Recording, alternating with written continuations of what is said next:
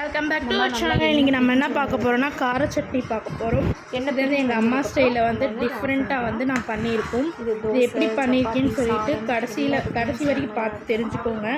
மறக்காமல் வந்து நம்ம சேனல் வந்து சப்ஸ்கிரைப் பண்ணிக்கோங்க. அப்போ தான் நம்ம போகிற எல்லா வீடியோஸும் உங்களுக்கு உடனே அப்டேட் ஆகும். வாங்க இப்போ என்ன இன்க்ரீடியன்ட்ஸ் பார்ப்போம்.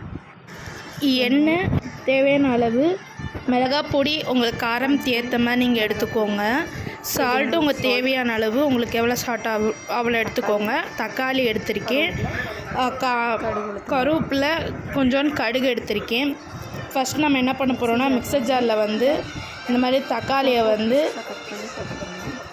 எடுத்து நல்லா பீஸாக கட் பண்ணிவிட்டு கொஞ்சம் பெரிய பெரிய பல் மாதிரி கட் பண்ணிவிட்டு நம்ம போட்டு நல்லா கிரைண்ட் பண்ணிடுவோம். இந்த மாதிரி வந்து போட்டு அரைச்சி எடுத்துக்கலாம். பாருங்கள், இந்த மாதிரி வந்து அந்த தோலை எல்லாத்தையும் எடுத்துகிட்டு நம்ம வந்து இந்த மாதிரி தண்ணியே ஊற்றாம வந்து பேஸ்ட் மாதிரி அரைச்சி ஊற்றிக்கலாம் ஒரு பவுலில்.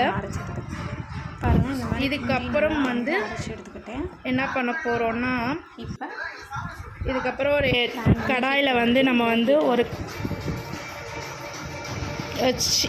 கடாய் வச்சுட்டு நம்ம சூடாயிடுச்சான்னு சொல்லி பார்த்துட்டு முன்னாடி நம்ம வந்து எண்ணெய் ஊற்ற போகிறோம். எண்ணெய் வந்து உங்களுக்கு எத்தனை பேருக்கு வந்து எவ்வளோ ஆயில் வேணுமோ அவ்வளோ ஆயில் ஊற்றிக்கோங்க. இது ஃபுல் கிளாஸ் வந்து ஊற்றிக்கிட்டோம். சூடாயிடுச்சு. இப்போ நம்ம வந்து அதுக்கப்புறம் வந்து கடுகு அப்படியே போட்டுட்டோம். கடுகு நல்லா பொரிஞ்சு வந்தோன்னா வந்து நம்ம வந்து கருவேப்பிலை போட்டுக்க போகிறோம். உங்களுக்கு எத்தனை பேர் கார சட்னி ரொம்ப பிடிக்கும்னு சொல்லிட்டு மறக்காமல் வந்து கமெண்ட்டில் சொல்லிட்டு போங்க. இப்போ வந்து அது நல்லா பொரிஞ்சிருச்சு. போட்டு அதே மாதிரி நம்ம கருவேப்பிலை போட்டுக்கிட்டோம். அதுவும் நல்லா வெந்து வந்தோடனே இந்த பூரி வந்து ஆட் பண்ணிக்கலாம். இந்த எண்ணெய்லாம் அப்படியே வந்து நிறையா தக்காளி அரைச்சது வந்து நம்ம ஊற்றிக்கிட்டு எண்ணெய் வந்து உங்களுக்கு தேவையான அளவு கரெக்டாக ஊற்றிக்கோங்க, நிறையா ஊற்றிக்கிறாதீங்க. மிளகாத்தூள் வந்து போட்டுக்கலாம். இதுக்கப்புறம் வந்து மிளகாய் பொடி உங்களுக்கு காரத்துக்கு ஏற்ற மாதிரி போட்டுக்கோங்க.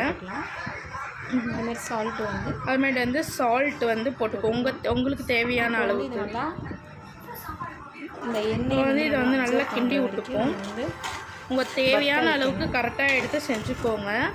இதை வந்து நல்லா கிண்டி விட்டுட்டு ஒரு 15 மினிட்ஸ் அப்படியே 10 மினிட்ஸ் 5 மினிட்ஸ் வந்து 10 மினிட்ஸ் 15 மினிட்ஸ் வந்து நம்ம வந்து ஸ்லோ ஃப்ளேம்லேயே வச்சுக்கலாம்.